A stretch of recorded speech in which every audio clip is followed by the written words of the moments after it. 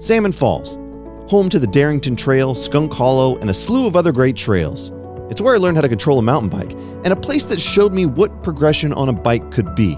The trail was long when I first started riding, and I could only make it so far, but over time I was able to make it further and further down the trail, and it showed me that I was getting better as a rider. It's the first place I ever did trail work. It's my everyday ride, and now it's time to give back to that trail system.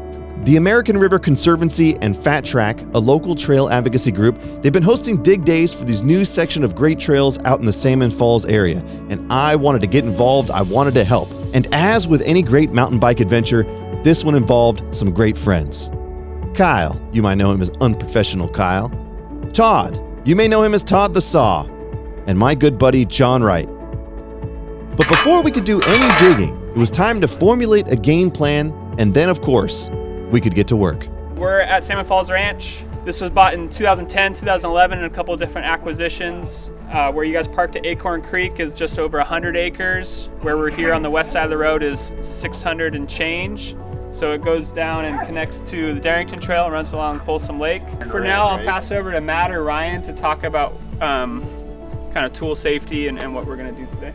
Yeah, I'm Ryan with Fatrac. Thanks everybody for coming out. You all had a choice to make this morning, and I like the one you made. It's been, I don't know if you heard about last year, but some things got canceled. So we haven't had a trail work day in a minute, and excited to be back out here playing in the dirt. Out here, the dirt's pretty soft. We're not gonna have to be strong manning a whole lot, hopefully, with swinging and getting too aggro, but just keeping, 2 tool lengths away from each other would be pretty much the most important thing. That and watching your feet, your footing. It's pretty slick and snotty out there in some places, so just, be careful. Keep the pointy, sharp things facing down and away from you. And with that, it was time to get down to some digging.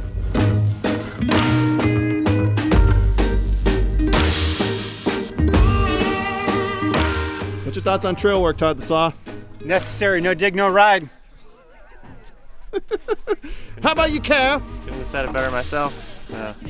I got nothing witty right now, man. I had to like half drink I didn't get my full coffee. I spilled half of it on my pants, and so. 75% of Kyle and I's interaction is when he's not quite ready for me. That's accurate. That's what she said. And it's over much quicker than I anticipated. Well, that is expected. I would just say.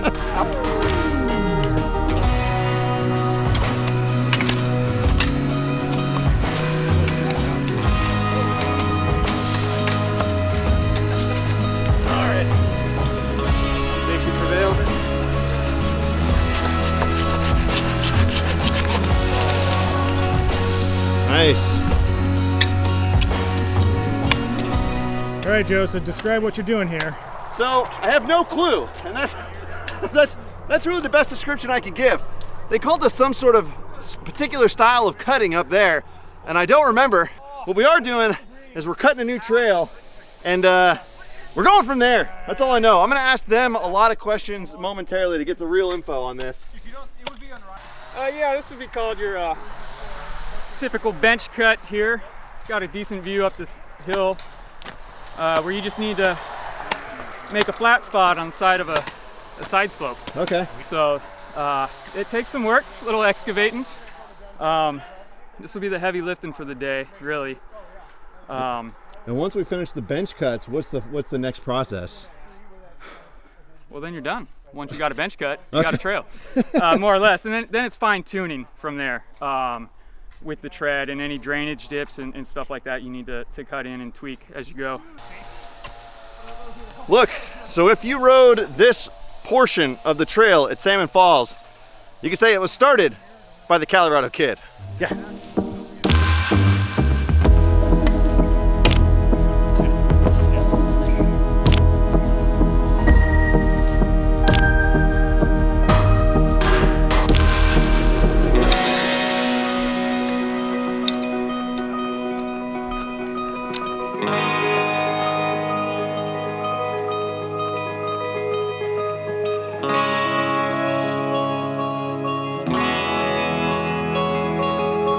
Okay, so here's some of the things Matt has told us through the course of building, and again, I've never done this before, so I'm asking a lot of questions and getting great answers. So what he says is we want to build 2 feet wide. Okay, so we're pulling the vegetation back 2 feet, And then we've got to dig in here to give it more of an even slope across the trail.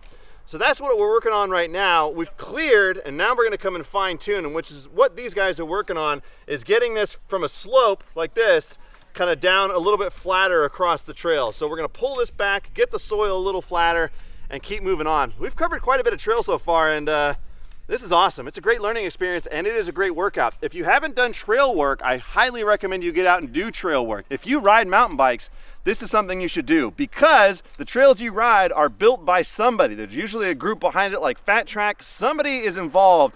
And not only is it a great opportunity to get a good workout, you get to build with a lot of cool people, you get to make new friendships, and you get a brand new trail to ride. That's the best. All right, let's keep building.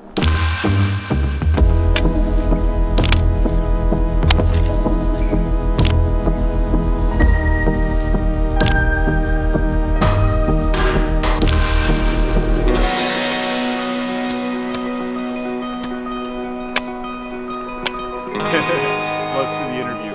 All right, so Matt is with Fatrac. Matt, maybe you can kind of describe like what Fatrac is all about.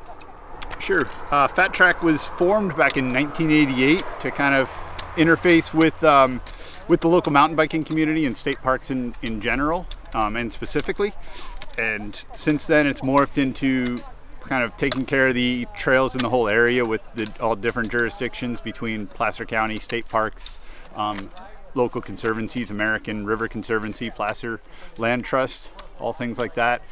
And we really just try and get the word out that mountain bikers are a pretty huge organization, make sure that public decision makers understand that, and then make sure that the local trail community understands all the etiquette and the requirements to make us part of a community and not just a random user group that's off on the fringe there. Yeah.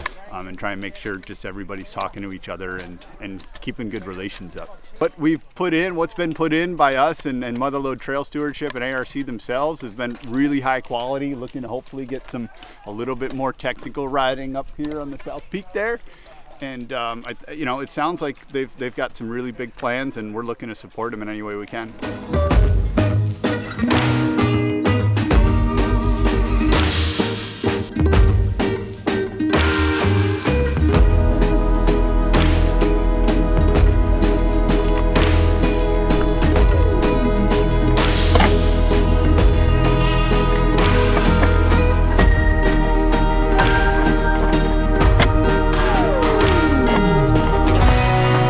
You don't have to be a pro to give it a go, and you definitely don't have to be a pro to get out and put some work into your trails. But don't just go all willy-nilly. Get into your local trail organizations like Motherlode Trail Stewardships out here, American River Conservancy, and Fatrac, who we're working with today, and make sure you're going to do things within the guidelines. Ask for help. I've only done these a few times, and the big thing is always ask if you don't know what you're doing before you just start whacking away at something. Someone will come up and show you what to do.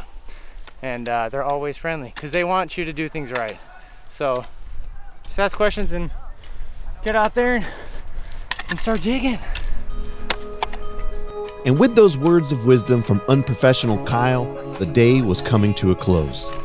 It was time to put some of the final touches on the trail, clear some excess dirt, get rid of some of the extra trees that were hanging around. And ladies and gentlemen, with that, I give you the birth of a brand new mountain biking trail.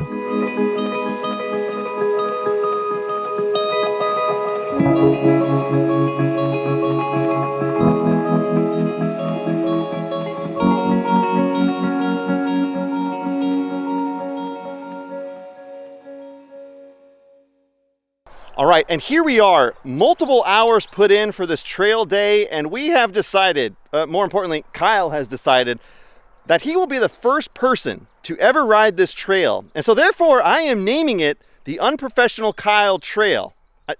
I don't think that's actually the name of the trail, but I don't know if it'll stick. No, for the time being, we're gonna consider that the name. Kyle, what's going through your head right now? Well, mostly lefts and rights, honestly. But yeah, I'm just excited to be the first one to ride this trail. It's first time for me doing a trail for the first time that I digged on. Yeah, get out there and dig trails, and then maybe you can be the first one to put tracks on a trail and name it after yourself. Except that no one's gonna care if you name it after yourself. They're gonna make their own name, but in your head, it's your trail. I mean, you can call it whatever you want, right? And what isn't a name, right? Isn't that like Shakespeare or something?